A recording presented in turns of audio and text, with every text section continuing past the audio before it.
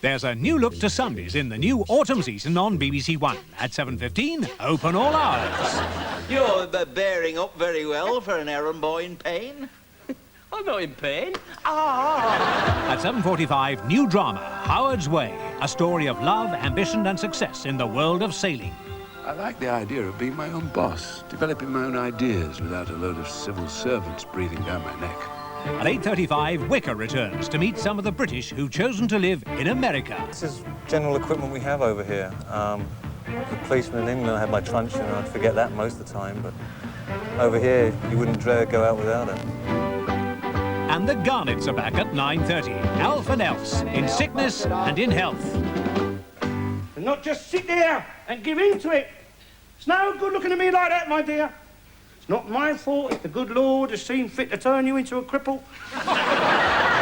Entertainment for Sunday evening on BBC One.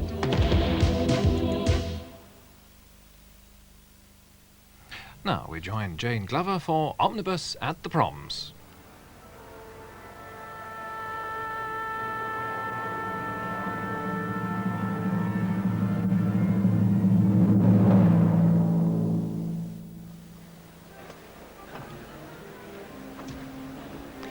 Good evening. Welcome back to the Royal Albert Hall. Tonight's concert features two modern classics, both of which were greeted with horror and a complete lack of comprehension at their first appearance, but are now generally regarded as great masterpieces of the 20th century. The performers tonight are the BBC Symphony Orchestra and David Atherton, and the two works are Stravinsky's Rite of Spring. That one actually caused a riot at the first performance, and the second piano concerto by Bartók. So why did it take so long for these pieces to become accepted? Well, all music was new once, and even the most popular works had their teething problems. Beethoven's Fidelio Overture, for instance, was dismissed as incoherent. Tchaikovsky's first piano concerto was rejected as unplayable. New music always poses massive challenges to the skills of performers. So a few days ago, I asked Peter Donohoe, tonight's soloist, how he comes to terms with the challenges.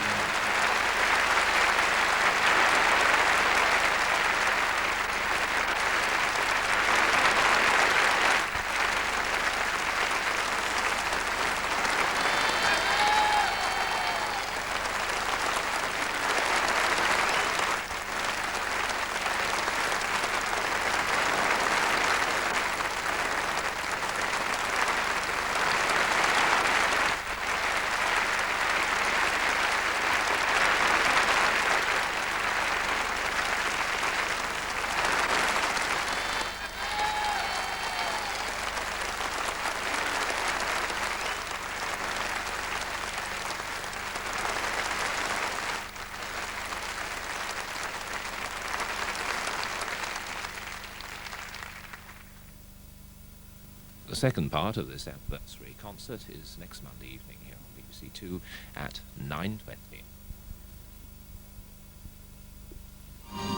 Tomorrow, in at the deep end with a crash course in fast driving for the RAC Rally. Too fast! Too fast! Look at the understeer, we're nearly off the road. Look, just hold on a minute. Look, Chris, what I said to you beforehand, you must be slow in at a speed that you can control. It's no good coming down at 100 miles an hour, else you're going to be off the road and Roger will get out to walk away. Co-driving for Roger Clark, Chris gets his turn at the wheel and a chance to put his training into practice. What do you think of my driving on Donington? Well, the main thing, you were safe, which is all we wanted. Otherwise, okay. Chris Searle tests his nerve in the gruelling high-speed world of rallying in at the deep end tomorrow at 9:50 here on 2.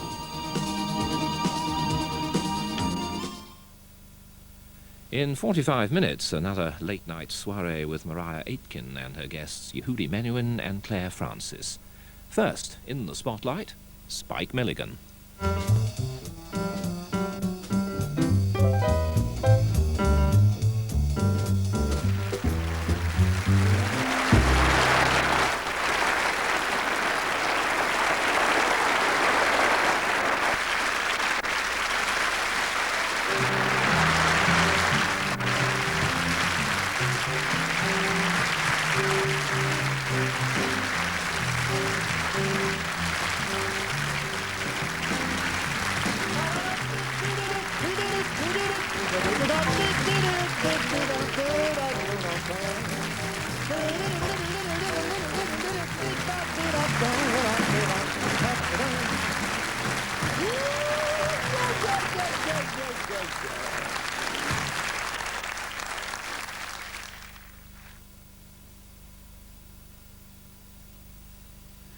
Now on to late night conversation and music with Mariah Aitken and more Private Lives.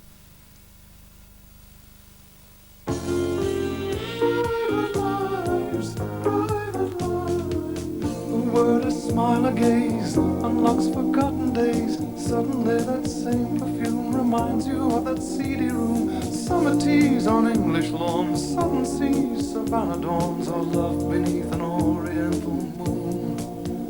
Private lives, such stories we could tell, could we remember?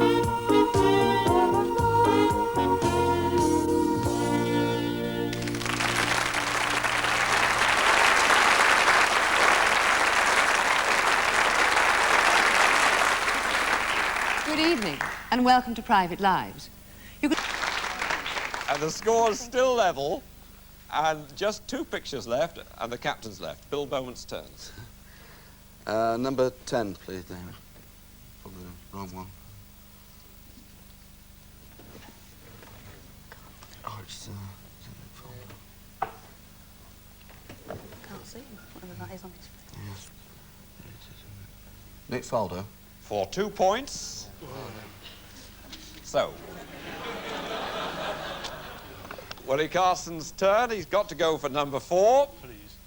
And Willie. Who's the mystery? Team game. Go on in. Alan Devonshire. You dived in very quickly there. England international from West Ham. And that is the end of the competition. And they finished level at 28 points each. Good job.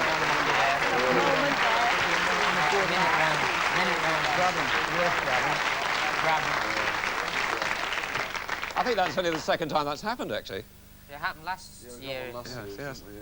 Mandy was important. Yeah, Kelly. I had a rough moment there. I couldn't recognise him at all at first. And what a marvellous team effort on Anne Hobbs. Yeah, we got there in the end, didn't we? I had Tracy Hobbs wrote down, didn't I? The only hope you missed out was Sir Jack. Gas Hobbs. So there we are. That's the end of tonight's competition. Hope you enjoyed it.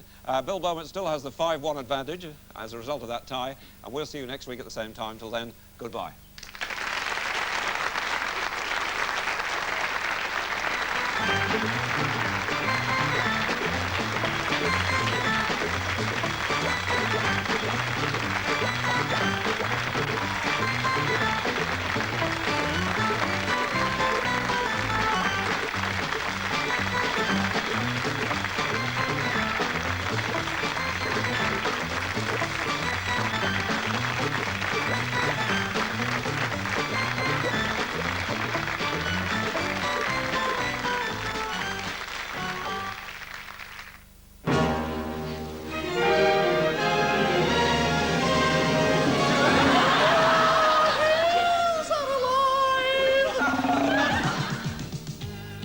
The Kenny Everett television show tomorrow.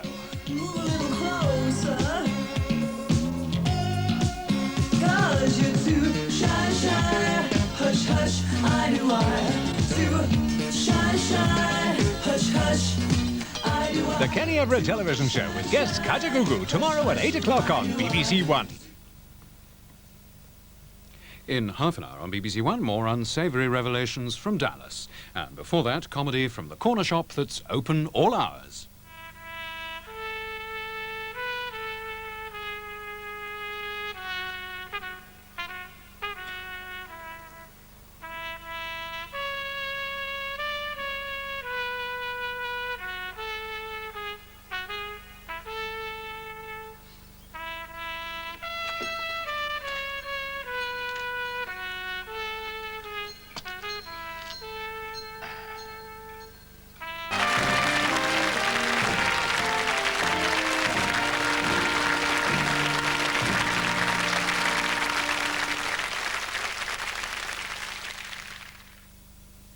Victorian London of Sherlock Holmes is the setting for a new twice-weekly series on BBC One next week, depicting the adventures of the Baker Street Boys, a group of young sleuths following in the footsteps of the great master. Now then, we got to inspect every inch of this place, just like we was Mr. Holmes himself. John Craven's back page in the new Radio Times finds out more about the Victorian street urchins Holmes called the Baker Street Irregulars. And on BBC Two next Thursday, Tucker is back. The rebel from Grange Hill begins a series showing the realities of life after school.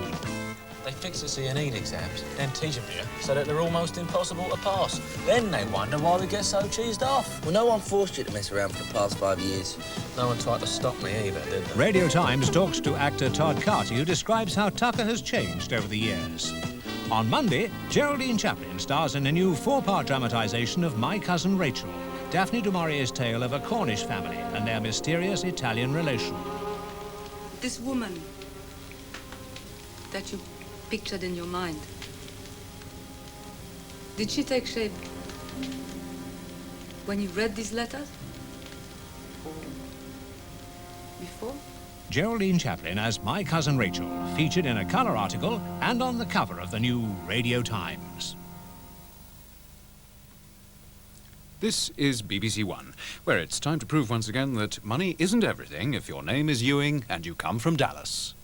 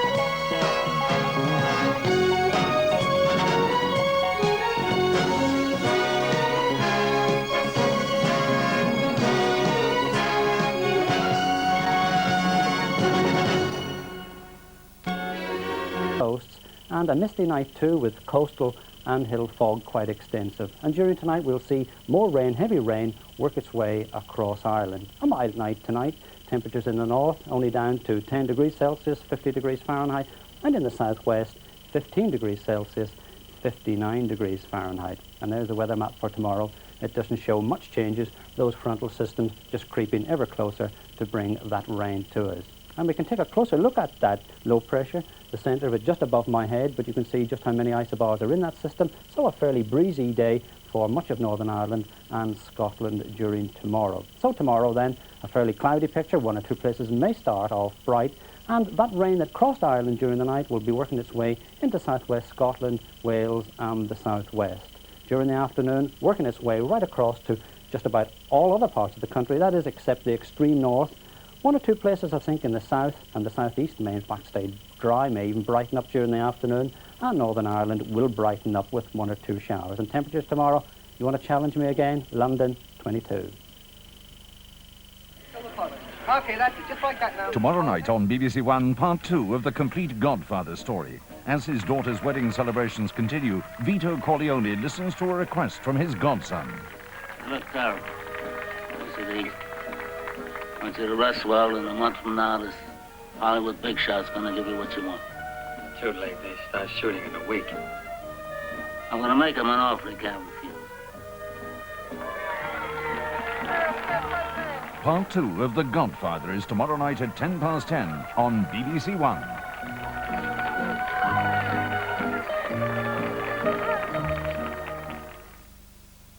At 10:45 tonight on BBC One, Jasper Carrott, for the last time this series, meets some of America's liveliest young comedians, Stand Up America. And Keith Barron is on the receiving end of that order now, starring as a boy from a mining village who goes to Oxford in Dennis Potter's play from 1965, Stand Up, Nigel Barton. Hey, Dad.